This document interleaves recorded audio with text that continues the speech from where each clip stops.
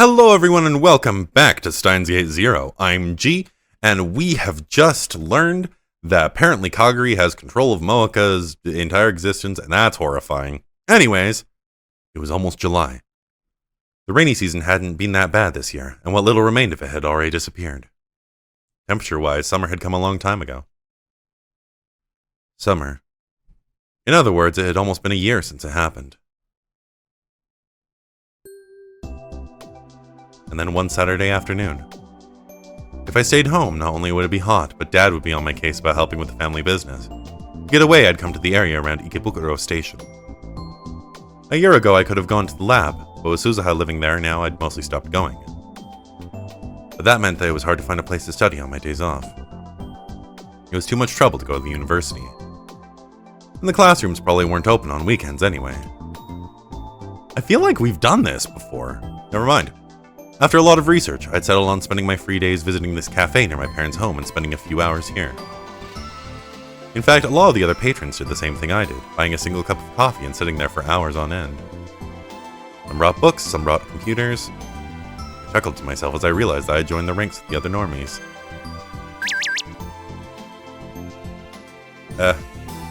You have a rhyme? Hello, where are you now? Oh, the usual cafe, right? I just went to your place and you weren't home. You did? Did my dad make a nuisance of himself again? It's okay, he gave me some barley tea. I have to go shopping. Will you come with me? Okay! And meow! Okay, I'll leave now. Wait for me. So she went to my house. My family's business was called Okabe Green Grocer. It was a beat-up old store located in a rundown shopping street. The place was almost 40 years old. I really wanted them to rebuild it. My mind had wandered. My area was going to be here in less than 15 minutes, so maybe it was time to call it a day. I'd worked pretty hard during the morning, so it wasn't too bad. I was a little surprised at how hard I'd been working lately. I could feel how having a goal gave me energy. I needed to get to Victor University as soon as I could. Victor University.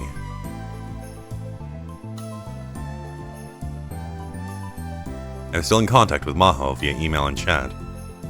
She was evidently busy with her research because she was always sleepy.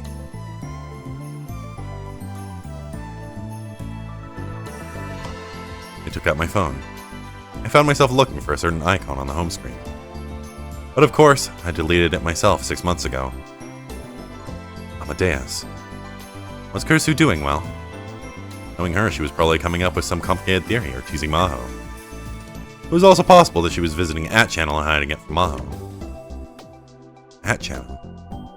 That's right, Kursu had internet access. So it would make sense if she accessed @channel. But given that... Did Amadeus post on message boards? Kursu had spent a lot of efforts last summer trying to argue with John Teeter on @channel.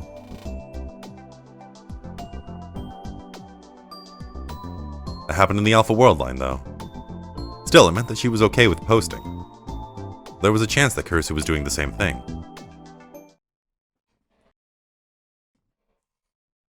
If Amadeus had even temporary access to the network, then just maybe. I opened the web browser on my smartphone and without really expecting much, ran a search for a nickname I knew I'd never forget. Kurigohan and Kamehameha. It was the handle that Kursu had once used. Whoa. I spoke without thinking. I bowed my head a little towards the other customers who were staring at me coldly, and looked back at my smartphone. Amazingly, the search turned up several hundred results. They were all comments on @channel. I took a look at the dates on the results page. The oldest dated back to 2008. Those must have been written by Kursu when she was alive. I never expected to see traces of her here. And wait, did she really need to post this much? I didn't realize she spent this much time on @channel. Comments were spread out a lot on different boards: physics, mathematics, science fiction, oh, and of course the occult boards. For example, in the science fiction threads, she'd had passionate discussions about time machines. But unlike in the Alpha World line, she never came out and denied the possibility of a time machine. Surprisingly, some of her comments seemed to be quite the opposite. Well, guess that's not surprising at all. After all, she'd gone through all the work required to write a paper on time machines. Compared to that, her comments on the occult boards were brutal. She would absolutely crush the arguments of anyone who dared to propose anything even the least bit unscientific. supernatural phenomena like crop circles, poltergeists, and spontaneous human combustion, out-of-place artifacts, the Mayan doomsday calendar, conspiracy theories about how human DNA had been brought from another planet. She broke them down and refuted them with a cold thoroughness that even drove away her own side, and if anybody dared challenge her, she'd leave them fly on the canvas. It was just like Kurisu. Her comments offered so little room for discussion, it was aggravating to read them. Did she actually enjoy all this occult stuff? She put enough energy into this that I couldn't help but wonder. This is just too much. First time I met her at last year's ATF, I'd gone through the same experience. But after a certain point, the Kurigohan and Kamehameha comments suddenly stopped. The cutoff date was July 27th of last year, the day Kurisu died. Her last comment was a slightly too heated response to someone who was mocking Dr. Nakabachi's time machine press conference. My chest tightened with the sensations of nostalgia and sorrow. I decided to close the browser, but then I stopped as soon as I saw her next comment. I brought the phone closer to my face and stared at it again and again. The date of the comment was December 1st, 2010. This can't be. Kurisu died in July 2010. So this couldn't possibly be her. So who was it? Was it someone else who'd taken over the identity of Kurigohan and Kamehameha? Or was it? Since there was no trip code, I couldn't tell for certain.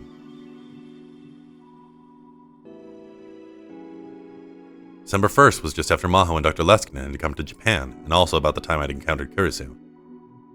After that, Kurigohan and Kamehameha commented at about a rate of once per week.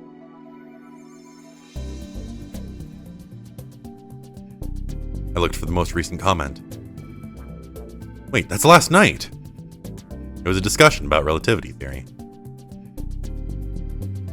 So you're one of those people who thinks that the Michelson-Morley experiment led to the development of relativity theory?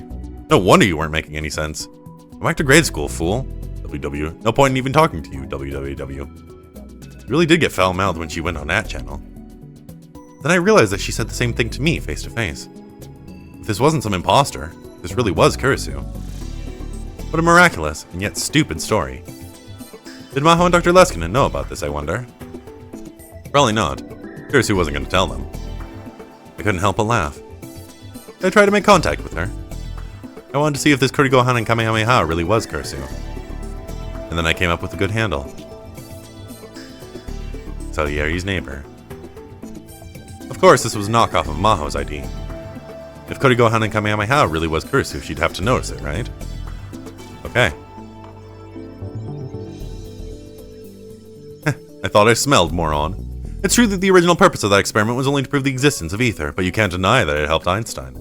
As a result, you can say that it formed the basis of his theories. Someone needs to go back to school, and it ain't me. And there, it's posted. How about that? I wrote something deliberately provocative, and importantly, I'd mixed in some mistakes. Not to brag, but I thought I knew a lot more about Kurisu than Maho did. If it is Kurisu, this will fish her right in. Okay. At some point, Mary had walked up in front of me. Oh, you're here already? I've been so busy writing my comment I hadn't noticed. I hurriedly put the phone away and stood up. Okay, ready to go? What's wrong? Nothing. Let's go. Mayuri and I left the cafe. Mayuri and I met up and headed for Tokyo Hands. When I stepped inside the air-conditioned store, I felt refreshed. If it was this hot in June, I shuddered to think what it was going to be like in July or August. What are you going to buy? We're gonna make some signs for advertising, so I need poster board and highlighters and stuff. You're going to put out a book at this year's Komima? Nope, it's for Okabe Greengrocer. Huh? What'd you say? My family business. When I went to your house today, I talked to your dad about it. I said that Mayushi would make them for him. Wait, seriously? I could be such a jerk. There's really no reason you have to do that. But Mayushi wants to do it. You're sure? Your mom and dad are always so nice to me. Okay. I'll get you something as a thank you present then. Really? That makes me so happy. a quick look around and saw that they were selling a lot of things you could use for advertising. I decided to mostly leave the purchasing decisions up to Mayuri. She spent quite a while deciding what to buy. But, well, maybe because of all the time she spent at making Nyan, her taste ran in the direction of cute and anime. Hey, don't you think this heart shape is cute? Are you going to use a heart shape to sell fruits and vegetables? Well, how about this? Mr. Matsusake is thick and sturdy. Why not take him home tonight, ma'am? Or maybe... I made juicy ripe melons! Tharu didn't brainwash you while I wasn't looking, did he? Huh? No, never mind. Mayuri looked confused. Confused and completely oblivious. Anyway, no heart shapes. It'll look like we're up to something we shouldn't be. Really? I think it's cute. It doesn't have to be cute, that's what I'm trying to say here. My original intention not to interfere had gone by the wayside. And anyway, if you buy any more than this, you're going to have extras. My shopping cart was filled with cardstock of various colors and shapes. This will last us for a long time. You're right. Okay, let's go then. We went to the cash register to check out. But since it was a Saturday, the checkout area was overflowing with shopping carts. Since it was going to take a while, I sent Mayuri to browse the toy section of another floor. I knew they'd have some stuff from one of her favorite shows, Rainet Kakeru. Mayuri looked apologetic, but did what I told her to. In the end, I waited a whole 15 minutes at the register. As an apology, I decided to get the present I'd promised her. She seemed really happy as she stared at the keychain. It was Upa, the mascot character from the Rainet Kakeru series. I told her when she went over to the toy section she could pick out anything she wanted, and this is what she chose. You seem pretty happy about that given how many Upas you already have. And that's a regular green Upa, right? Not the rare one. The rare one. You mean the metal Upa? The most popular and rarest of the Upas was the shiny silver metal Upa. I feel like that was supposed to be Mayuri's line. For example, whenever there was a lottery for rare Rainet Kakeru stuff at the convenience stores, the top prize was always a metal Upa. Mayuri told me once that they sold for tens of thousands of yen at auctions. I don't know how to pronounce that. I think? I don't know. For some reason, Mayuri was wagging her finger at me. Nope. It's a green Upa, but it's not a regular one. This is the green fairy Upa that was in the movie they just released. Come to think of it, there had been a Rainet Kakeru movie out in spring. Had Mayuri sat in a theater full of little kids to watch it? Green Fairy? Is it okay if I spoil the movie? Go ahead, I'm not going to go see it. This movie, it's about a fight with an evil super hacker in the virtual world. Virtual world is a forest where the fairies live. This super hacker is really strong and Kakeru and Upa are in big trouble, but... just when they're about to lose, the fairies come to save them. It turns out that the fairies are actually the flowers in the school garden that he'd always taken care of. They came all the way to the virtual world to save Kakeru, and then there was this big shiny light, and then they combined with Upa. And that's Green Fairy Upa. He's really cute and really strong. I thought it was so great. I love stories like that. The director's a genius. I see. It was rare for Mayuri to get this excited about something. I took a closer look and saw that the design was a little different from the standard Upa. I didn't know a lot about Upas, so I couldn't say exactly what was different. I've actually been spending a lot of time looking for this keychain. It's really popular, so it's sold out everywhere. I never would have thought Hans would have one. You were pretty lucky, huh? Yep, and it was the last one. I'm glad I came today. I need to thank you and your dad. Mayuri took the tag off the keychain, got her house key cut out of her bag, and carefully attached it. Y'all green. Maybe she will treasure this forever and ever and ever. Yeah, please do. Make sure you don't lose it 5 minutes after you get it. It happened before, after all. Like the metal loop I had won for her at the radio building. Mayuri had lost it no more than 5 minutes after I gave it to her. I'd wondered if she had ever found it. I didn't really want to remember that time in my life, so my memory of what happened to the Metalupa was vague.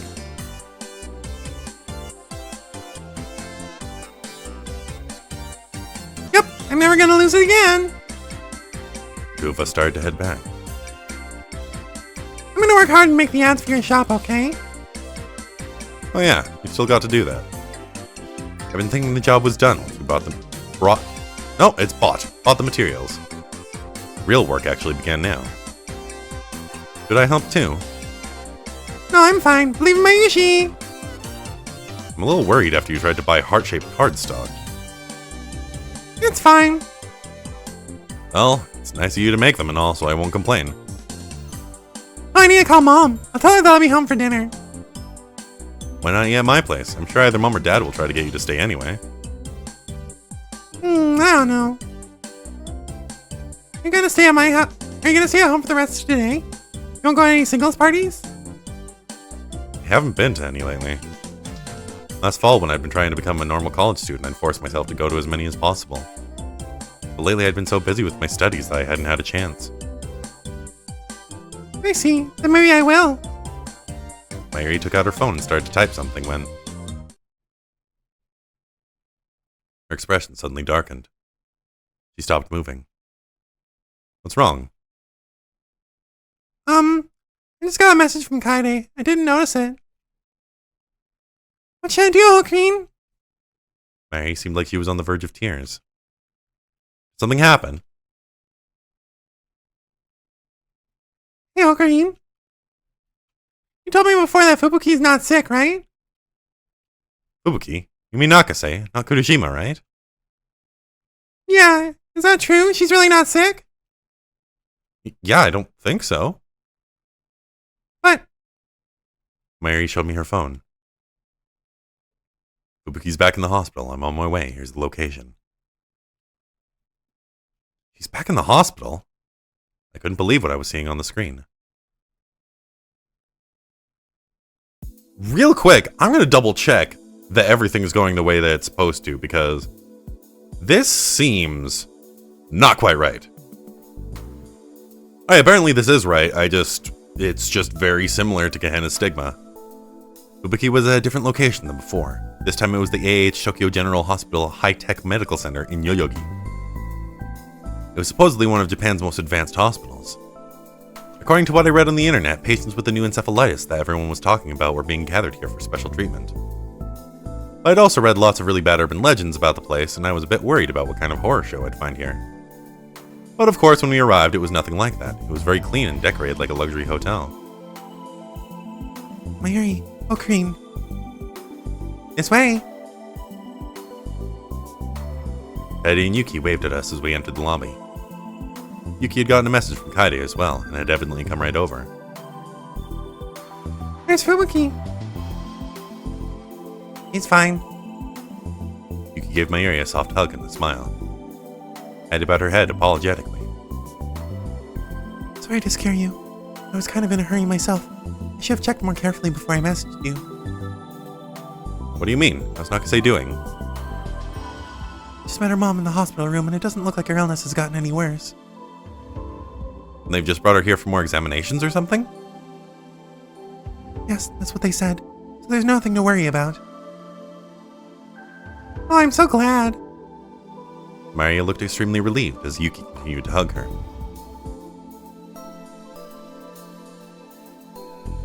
If I remembered right, the last time they examined her, they said it was possible she had the disease, but as long as it didn't get worse, it wouldn't affect her daily life.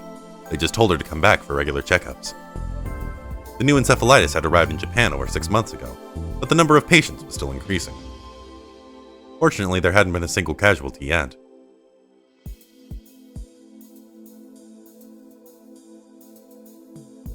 I'm pretty sure that's no illness, though. I was certain that what they were calling encephalitis was actually something similar to reading Steiner.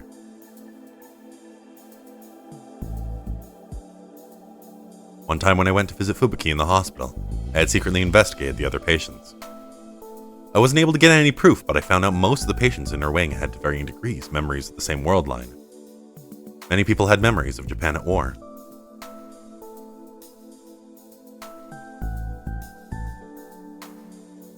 Can we see Fubuki? Said they're doing an MRI to look at her brain right now, so she's not in her room. I see. It'll be done soon. His mom told us to wait here. Patty motioned to my ear, indicating she should sit down at a nearby sofa. Once the exam is done, she's going to come get us. I let the girls sit down on the sofa and stood next to them while I surveyed the lobby. It's an amazing hospital, isn't it? Yeah. He's not gonna say his family really rich or something, if she's staying in a place like this. No, that's not it. His mom says that the Japanese and American governments are paying for a new treatment project. It's going to be centered around this lab and a dedicated hospital in America, supposedly. I see. I wasn't sure how I felt about that. If I was right about what this disease really was, it was hard to imagine a bigger waste of money. Please give all the patients private rooms, and try to keep the rooms as far apart from one another as possible, to ensure the patients don't come into contact. There aren't that many open rooms! Need to do it anyway. If the patients talk to each other, they'll start to share their dreams, right? Sure, that's true, but once a person hears about someone else's dream, the brain can trick them into thinking they had that dream as well. Across the lobby, I saw an old Japanese doctor in a white coat and a big man in a suit who was frantically trying to talk to him. Oh! I've seen the man in the suit before. Actually, it was a man I knew well. Professor Leskinen! I hurried over. Dr. Leskinen, it's me, Okabe. He must have been wearing his translator because he was communicating with the old doctor in Japanese. Dr. Leskinen's face quickly broke into a smile when he saw me. Oh, Lintalo! His voice was so loud that everyone in the lobby, doctors, nurses, staff, and even the patients, turned to look at me. But Dr. Leskinen didn't seem to notice them as he ran over. He was like a giant American football player racing for a touchdown. Wait, Professor! Stop!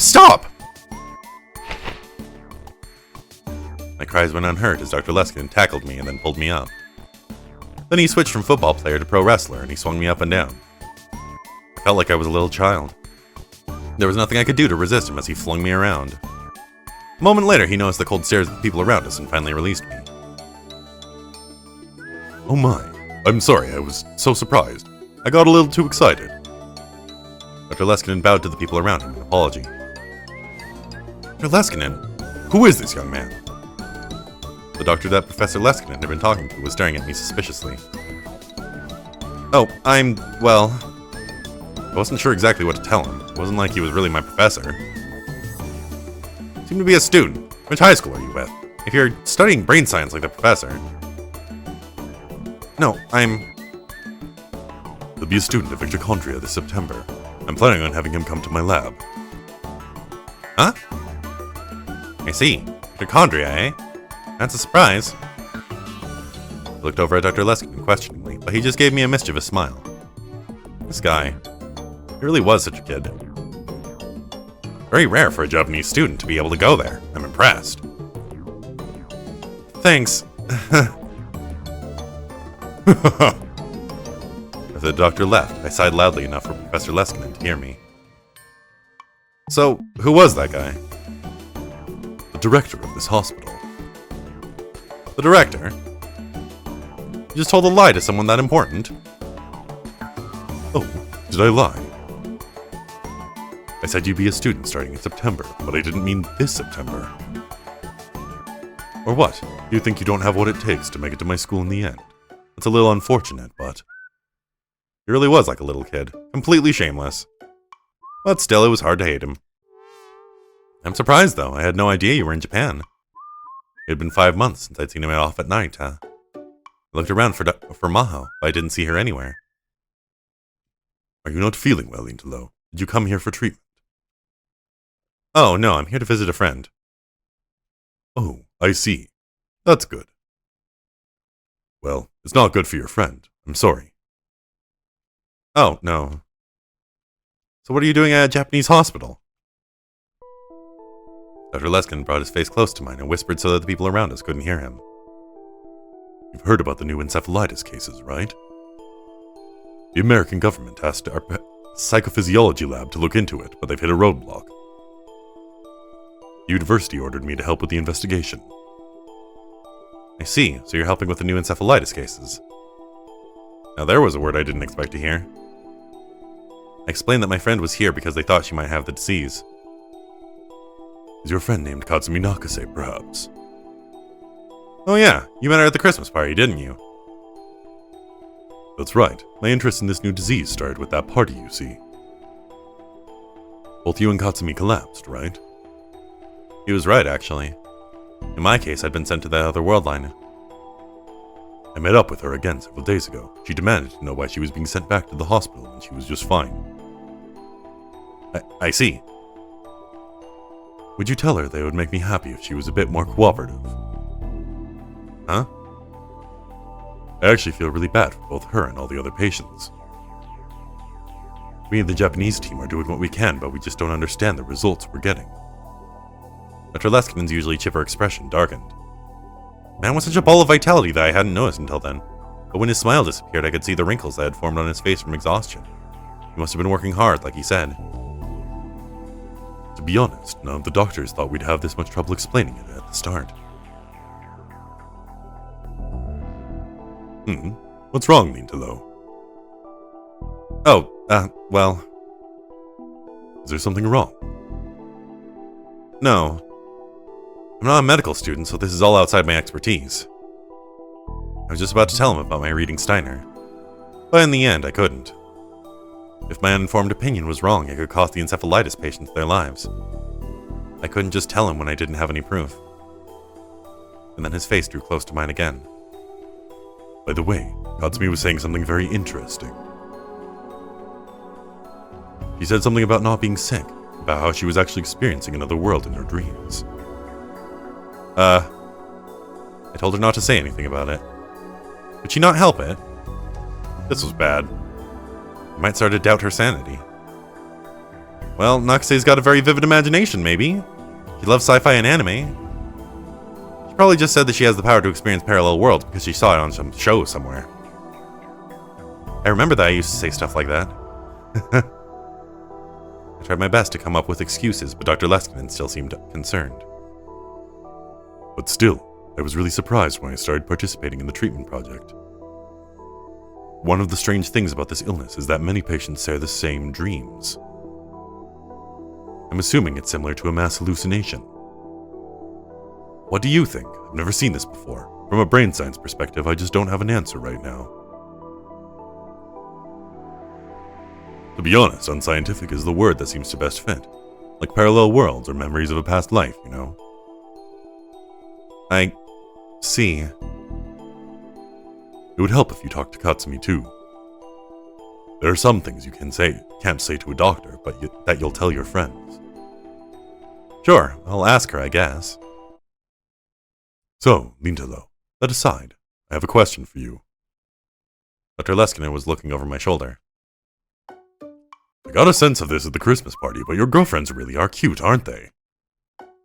Huh? I turned around and saw that Mayuri, Kaide, and Yuki had all stood up from the sofa and were looking at me. When they saw Dr. Leskinen was looking at them, they waved. So are any of these girls involved with you right now? Yuki, Kaide, Mayuri, Hiruka, or maybe Katsumi? What? His words were so surprising I couldn't think of anything to say. Maha would often call this middle-aged man a mischievous boy, and that was exactly the look he had on his face. No, I won't force you to tell me. I don't want to pry in your private life. But, well, I'd hope to have something to tell my favorite student. Dr. Leskinen turned to walk away before I could figure out what he meant. Alright, Lintelo. I've got to talk to the director a little more, so I'll be going.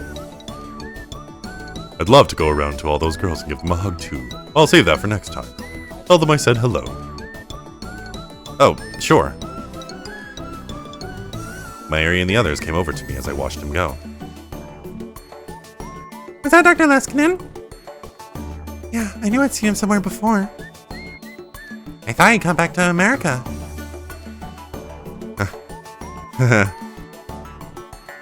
Okay. There was no way I could tell the girls what Dr. Leskinen and I were just talking about. After Fubuki's exam was over, we went to her room and listened to her complain, and then the visit was over. Just like Dr. Leskinen had said, she looked just fine. She told us she was ready to leave the hospital and jog all the way home. Mayuri and the others were relieved, but I felt worried.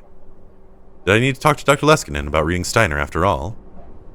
How would I explain it? It might be a better idea to talk to Maho and have her explain it to him. I couldn't come to an answer right away. We said goodbye to Kaide and Yuki at one of the stations on the way back. Before we got to Ikebukuro, I remembered to take out my phone and open the web browser.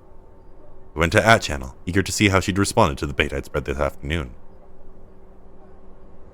I put my hand over my mouth to stifle the noise. Mayuri had been standing next to me, and she was leaning over at my screen. I fished her up, all right. It was Fitzgerald and Lawrence who based their hypothesis off that experiment. Einstein himself said it had nothing to do with his theories. You don't even know that? How ignorant are you? Didn't think it would go this well. The timestamp was just from 30 minutes ago. I decided to respond immediately, using the same name, Salieri's neighbor. You're the ignorant one. In a letter written before his death, Einstein said that he was aware of Michelson and Morley's experiment. Post. I posted and then reloaded the thread. There was already a response from her. I know that, duh. All he said was that he knew of the experiment, obviously. Einstein uses the Fizeau experiment and stellar aberration to come up with a theory of relativity. The time lag between the posts was just 21 seconds. It was kind of irritating to have her come after me so hard. It was as if she was insulting me as a person. Well, I was the one who deliberately written in mistake, so I should have expected it.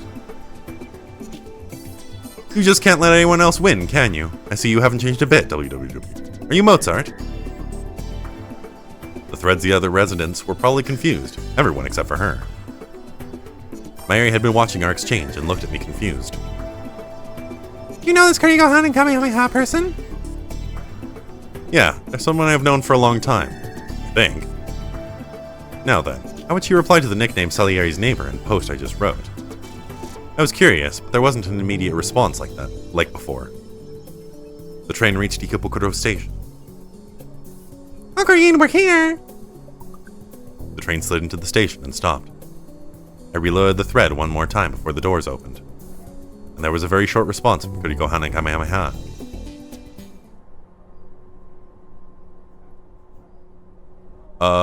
What is going on here? Imakita Industries. Who are you? There could be no doubt now.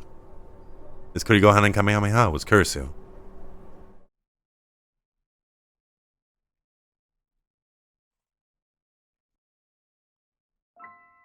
It was a very hot day in 1998 when Suzuha said goodbye to Kagari Shina. She'd gone to get food and water from a local store, and when she'd come back and opened the hatch, Kagari was inside, screaming. Come on, how does this stupid thing work? She looked inside and saw that Kagari was slamming her tiny hands down on the control console.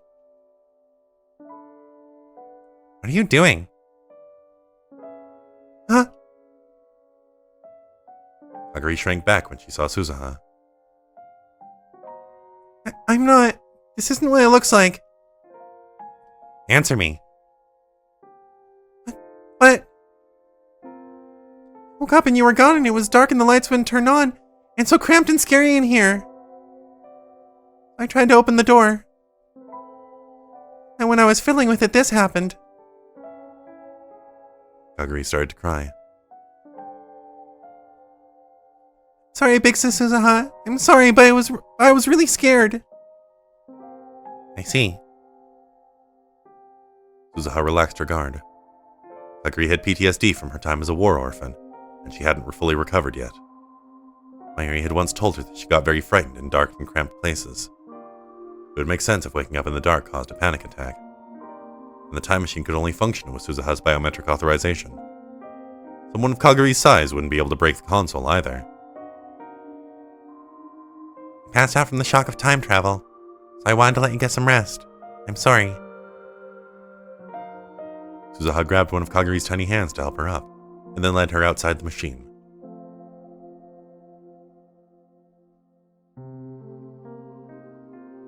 Wow, it's so hot.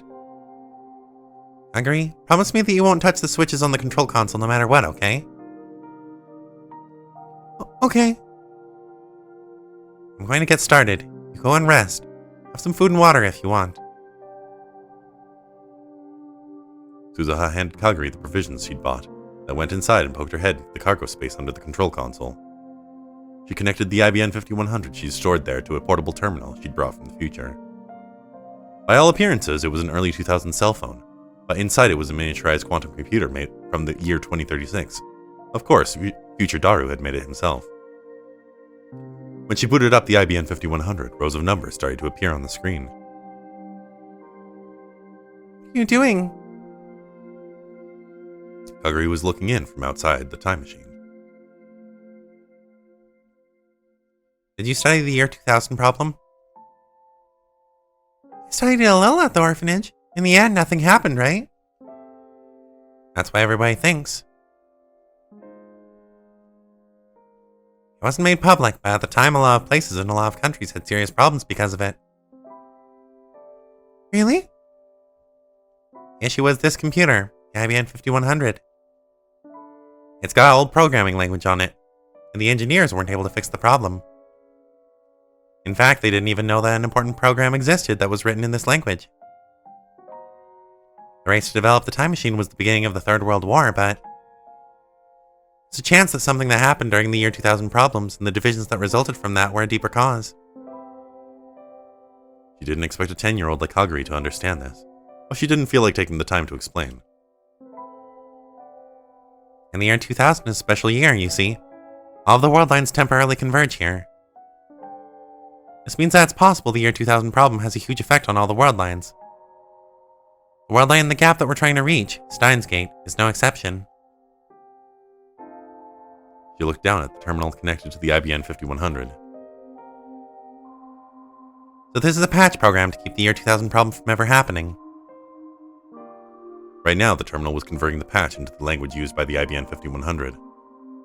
The next step was to spread this program all around the world in the form of a virus, and the year 2000 problems that this era's engineers missed would completely disappear. The word connect appeared on the terminal's subscreen. Okay, it's connected. She'd been told that in Japan in this era, ADSL was still in the test phase, and most normal users connected to the internet by low-speed dial-up using ISDN. But in major city areas like Akihabara, universities, labs, and some big computer companies were starting to use fiber optic broadband. Some of them were even using wireless LANs. Suzuha cracked her way into one of those. Dad had laughed when he'd said that with 2036 technology, cracking late 20th century network security was a joke, but he'd been right. But if you change the future, won't that change the world we were in? Surprisingly, Kagari had gotten the gist of what Suzuha had just told her. That's right. I refuse to let that world exist any longer. I've come here to reach Steins Gate. Suddenly, the uneasy look on Kagari's face vanished. It was as if her soul had left its body. Suddenly, her face was expressionless and her eyes were wide. Voice. I can hear God's voice. Kagari? You can't do that. It's not right. You can't do that, Big Sis Suzuha. You can't. Huh? Kagari was acting strangely. Suspiciously, Suzuha reached her hand out towards her. But he slipped past Suzuha's hand, and quicker than any child should be able to move, she slammed her shoulder straight into Suzuha's body.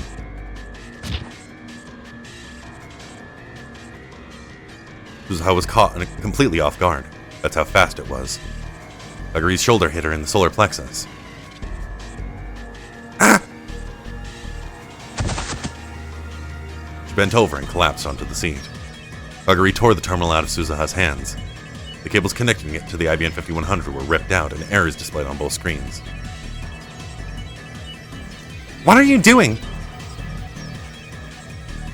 Kagari didn't answer the question.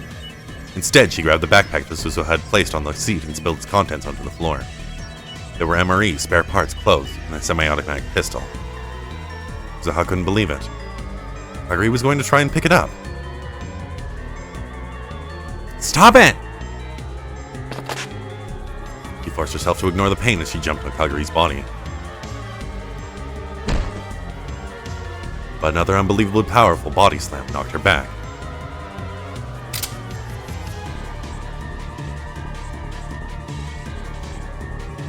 And cold was pushed right up against her brow. Don't move! Kagari's tiny hands weren't shaking at all as they clutched the semi-automatic pistol. In the space of an instant, the safety on the gun had been flipped off.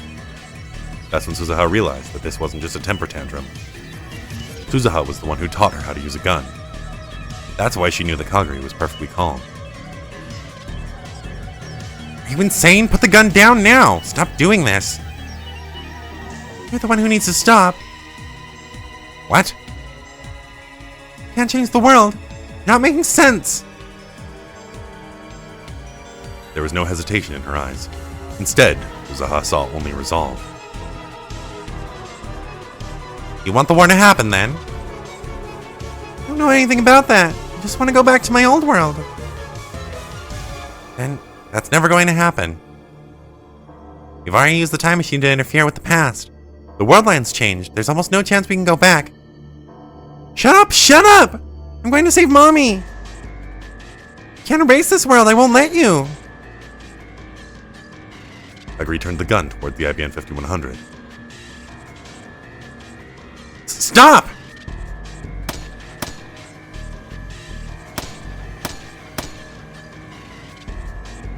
Before Suzuha could stop her, she yanked down on the trigger. Again and again. Stop it, Kagari! Please stop! And then Kagari jumped out of the time machine, and Suzuha never saw her again.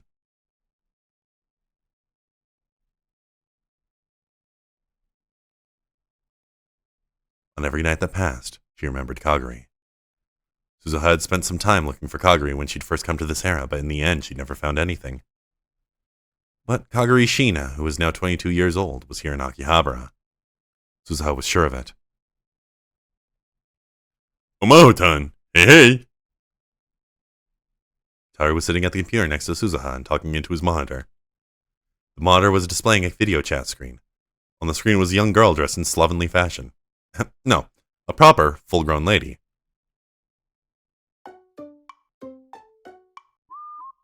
Morning. It was 8:30 p.m. at the Future Gadget Lab in Akihabara. Meanwhile, Victor Condre was an hour off from the usual due to daylight savings time, and it was 7:30 a.m. Yajo, are you okay? Early, she probably just got up. Maho was a mess. Her hair was never combed right, but her eyes were bloodshot and her gaze was wandering. The spots under her eyes were too dark for the little bit of makeup she'd applied to cover them up. Her cheeks were sunken, which made her look even tinier than usual. On top of all that, her skin was terribly pale. She looked like something out of a zombie movie. You make Maho-tan for the win. Normally, she would have gotten upset at Itaru's joke. Either she'd just gotten used to it or simply given up because he said nothing. How are things going there? We managed to rebuild it to how it was before El Green took it apart. I think he does most of what it did before. Itaru glanced toward the development room, past the curtain in the back of the lab. Right now, he was working with Maho to recreate what Okabe had called the Time Leap Machine. It's not going well? Yeah, it's just not stable. It ends up being a normal microwave. I see. I wonder what's wrong with it. We could ask Okri and I'm sure things would be different. We can't do that. He'd get really mad if he even knew we were working on this.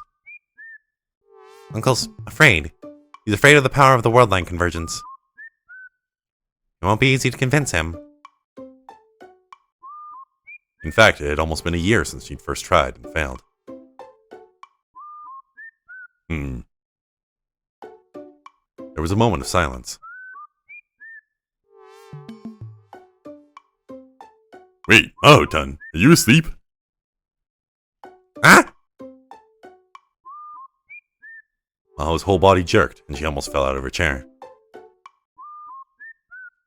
That was close. I almost went back to bed before I left for work. No, you're working too hard. If you get sick, it'll only slow us down, you know?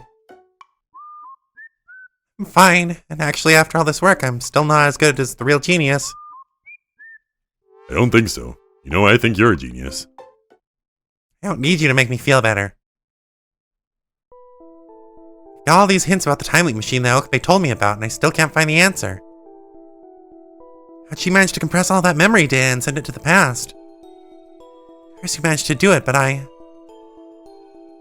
Maho seemed upset. It was obvious even through the monitor. Oh, I'm sorry, this isn't the time to complain, is it? Is there anything else to report for today? If not, I'm going to head to work. There's one more thing. Suzaha looked at Itaru. About what you asked me to look into. Did you find something? Nothing clear yet. I see. Done some breaking and entering into a bunch of networks and taken things about as far as it's safe to do so. I'm not blaming you. Tell me what you know. No, if you want to start screaming insults, I wouldn't mind that at all. Dad. Hurry, I'm running out of time. Sure. Itaru opened a different window on the monitor. He displayed one of the text files in it. It was a record of the information Itaru and Suzaha had collected. First, the incident where you were attacked in the hotel basement. The cops said it was some kind of crazy cultist on a drug trip. But that's definitely a lie. Lie? Just like the police announcement said, he was an assistant professor at the college. And that's fine, but I can't find anything linking him to a cult at all. I tried accessing public safety secret data file on the cult too, so I'm certain of it. They're lying. If you look at channel, you'll sometimes see people who look like they're from the cult claiming that they're innocent and that the whole thing's a conspiracy. Whenever that happens, the haters show up instantly and they beat the daylights out of the guy.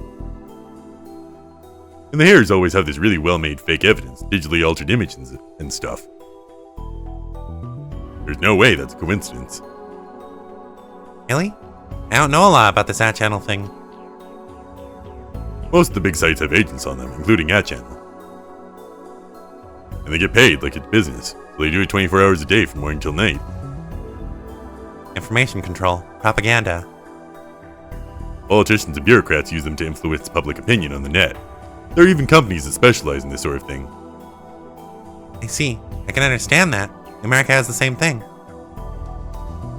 These agents can change their IP, but they can't hide from me. So I did some research, and there's an insane amount of agents assigned to that case. It's to the point where I have no idea where the money to pay them is coming from. I see. What about the attack on your workplace, Dad? Same deal.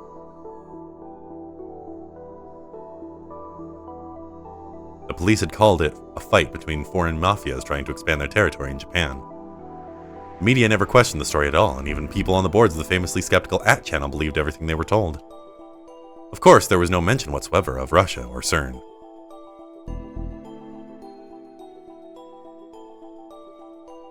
So I decided to post a thread where I pretended to be a witness and said I saw some Russian special forces. And wow, was I amazed. Talk about some serious try-hard trolling. I got pissed enough that I almost doxed the agent's real name, his company name, and everything else. Evidently, he'd been really irritated. It was rare for Itaru to get so angry. Or maybe it wasn't, she decided. In other words, pressure came down from somewhere to shut down discussion. That's Japan for you, a real free country. America's no different, is it? You got that right. The two of them smiled at the joke. Anyway, so that's all I can do. I see. That's enough. Thank you. Yajo, you think you can get permission from the lab to come to Japan? Well, I keep sending requests to go as Dr. Leskinen's assistant, but they keep turning me down. Dr. Leskinen's here now, right? Yeah, he's researching the new encephalitis. since it had nothing to do with artificial intelligence, it seemed Maho wouldn't be allowed to go along.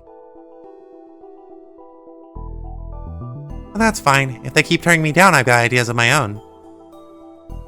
What are you going to do?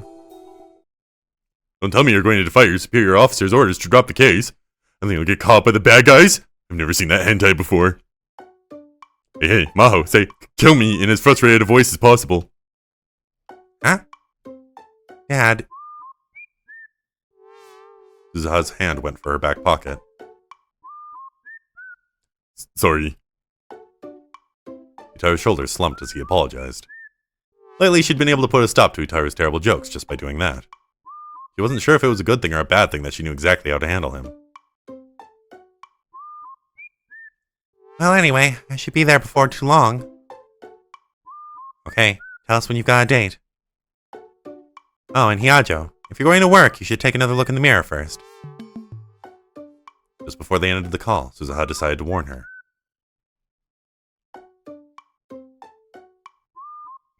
Maho stood up and walked towards the closet without turning off the camera. She vanished from view, but a moment later... Ah! She must have seen how terrible she looked, because she let out a very unfeminine scream. And I think that this is a pretty good place to cut it.